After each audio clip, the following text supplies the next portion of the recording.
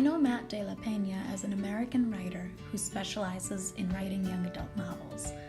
One of his most popular, Mexican White Boy, was a major breakthrough book for some of my reluctant readers back home in New York City. But when researching possible authors for younger and emergent readers for our course, de la Peña's name came up again, and I decided to take this opportunity to closely look at some of his picture books. I read Last Stop on Market Street, 2015 Newbery Award winner, Love, published at the end of last year, and I previewed his newest, Carmela, Full of Wishes, due out in October for our book talkathon. It is not so simple for me to speak of Matt de la Peña or of his works in terms of the criteria set forth in the Guide to Selecting Multicultural Literature. For one thing, he is American-born to a Mexican father and a white mother. He grew up near the Mexican border, and he now resides in Brooklyn, New York. My favorite of his picture books, Last Stop on Market Street, makes no reference to a culture per se, but it paints a look at city life as a young boy rides the bus with his grandmother. I particularly enjoy reading it to my students at Blue Valley because it facilitates a meaningful discussion of my hometown, New York City. It's a place that many of them have been to for family vacation, and I find that as I read it to my students, I can engage with conversations with them about city life in a way that does not exoticize it, as the Multicultural Guide states. For me, it is refreshing to speak of my favorite place in the world in a way that does not emphasize the stereotypes of my city. I love the beauty of the language de la Peña uses to capture an ordinary day in the life of a city. From the bus stop, he watched water pool on flower petals, watched rain patter against the windshield of a nearby car. His friend Colby climbed in, gave CJ a wave, and drove off with his dad. Nana, how come we don't got a car? Boy, what do we need a car for? We got a bus that breathes fire, and told Mr. Dennis, who always has a trick for you. The bus creaked to a stop in front of them. It sighed and sagged, and the doors swung open.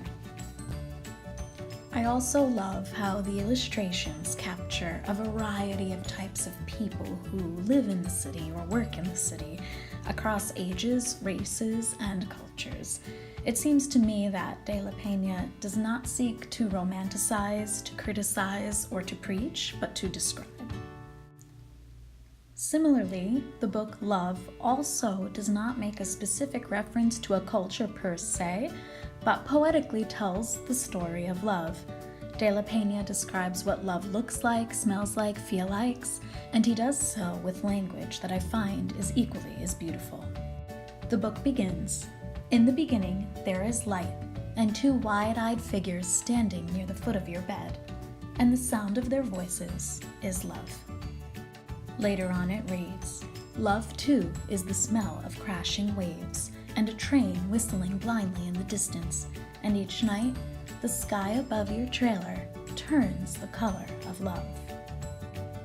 His language is of high quality, poetic and interpretive, modeling for kids of all ages how to use language for expression, how to take risks with language, and how words are a form of art.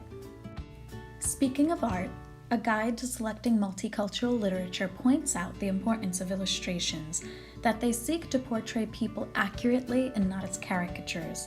Not only do Lauren Long's illustrations feature diverse people in both age, culture, and ethnicity, she captures them all equally going about their daily lives in their homes and their neighborhoods, subtly emphasizing that loves come to all people in a variety of different ways. The final book I'll feature, Carmela, Full of Wishes, will be released this year on October 9th. It is about a girl who accompanies her older brother on his errands on the day of her birthday. They live in a Spanish-speaking community, and according to the Kirkus reviews, the book touches on immigration, class, and loss without belaboring each. And it's full of rich details, sharp and restrained writing, and acrylic paintings that look textured enough to rise off the page. It's another near-perfect slice of life. For me, It is Matt de la Peña's gift of capturing everyday life without lamenting over its challenges, and to celebrate the gifts of life without preaching or glossing over the tough parts that makes his work so important for our kids. He uses language symbolically and poetically.